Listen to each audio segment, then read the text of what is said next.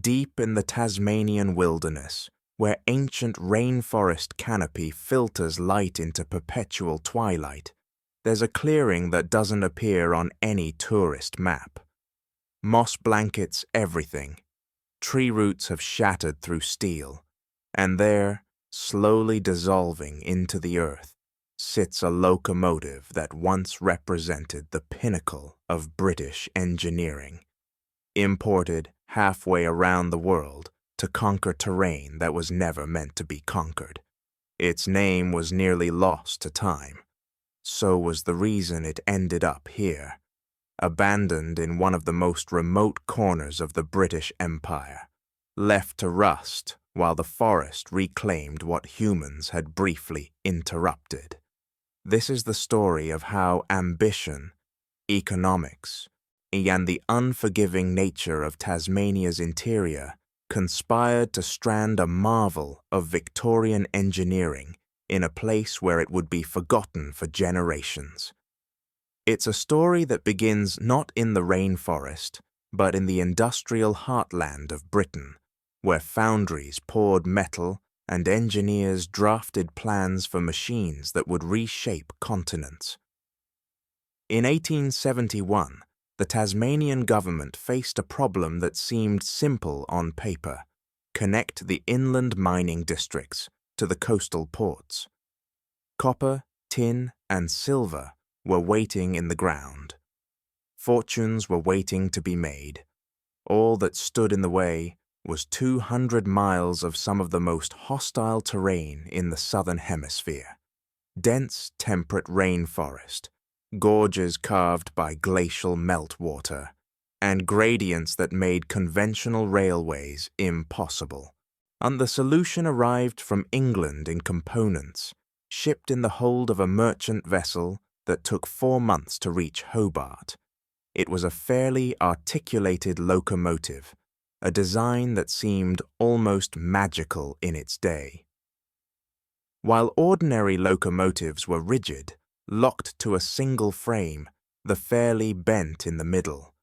2 boilers, 2 fireboxes, 2 sets of driving wheels, all pivoting independently on a central frame.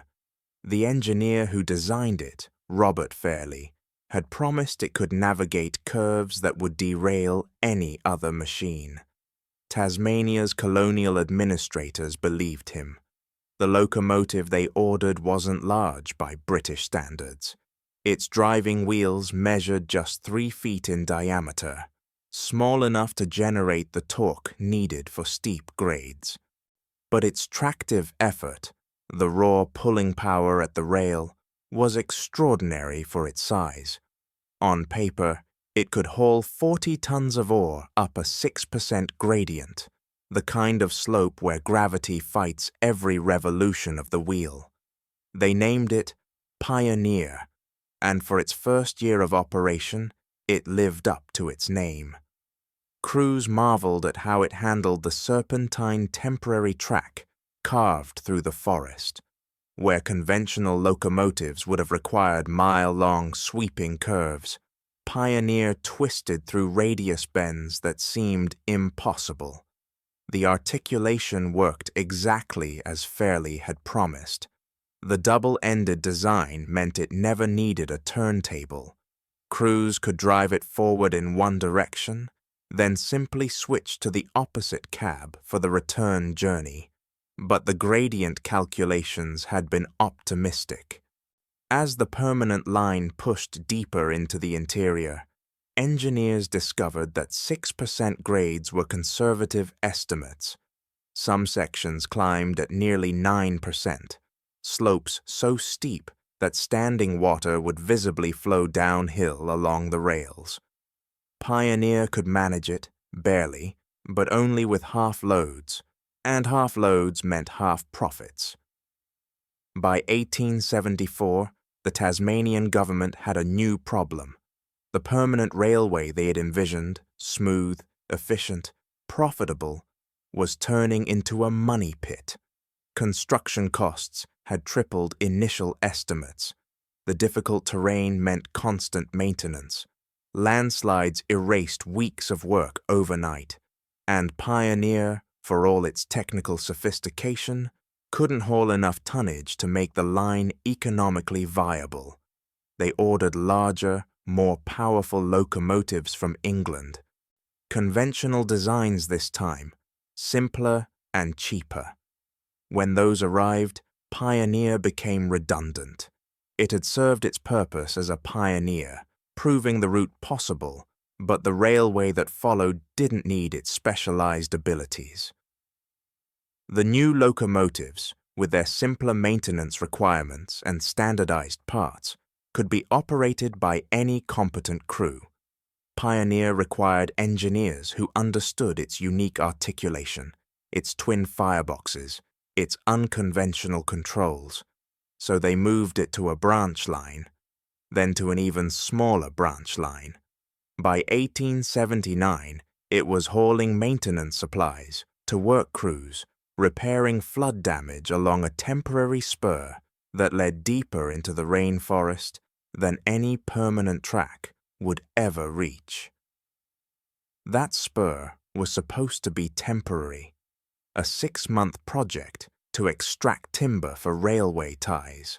The project extended, then extended again.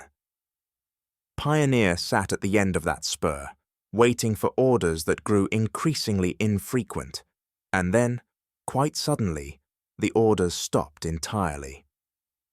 The company managing the timber extraction went bankrupt. The temporary spur was officially abandoned. A locomotive sitting at the end of an abandoned spur, 50 miles from the nearest maintained track, presented an immediate question. Was it worth the cost of retrieval? The railway administration did the math. To bring Pioneer back would require rebuilding sections of track that were already washing out. They'd need a team of men working for weeks. The locomotive would need to be disassembled, its unique components carefully packed, then reassembled at a proper depot. And for what? A specialized machine they didn't need. With parts that couldn't be sourced locally, designed for problems they'd already solved with simpler solutions. The decision was filed in bureaucratic language. Retrieval not economically justified. In practical terms, it meant abandonment. Pioneer would stay where it sat, at the end of a line that would never carry traffic again, surrounded by rainforest that was already beginning to reclaim the cleared corridor. Nature doesn't wait for permission. Within a year, saplings had taken root between the rails. Within 5 years, the temporary spur had disappeared beneath a carpet of ferns. Within a decade, trees had grown tall enough that the corridor itself was invisible from the air. Pioneer sat in gathering darkness as the canopy closed overhead. The rainforest is not gentle to metal. Humidity approaches 100% year-round. Rainfall measures in meters, not inches. The combination is corrosive in the most literal sense. Oxygen and water stripping iron into oxide, layer by microscopic layer. The locomotive's ornate brass fittings, polished to brilliance in 1871, turned green with verdigris. Its paint blistered and flaked. Rust bloomed across its boiler like lichen, but rust alone doesn't explain what happened over the next century. The forest didn't just corrode Pioneer, it absorbed it. Tree roots, sensing the mineral-rich metal, grew toward and around the frame. A massive myrtle beech, one of Tasmania's ancient species, sent a root directly through the locomotive's cab, splitting the floor as it thickened. Moss colonized every horizontal surface, then every vertical surface, until the locomotive's outline softened into something organic. From certain angles, in certain light, it no longer looked like a machine at all.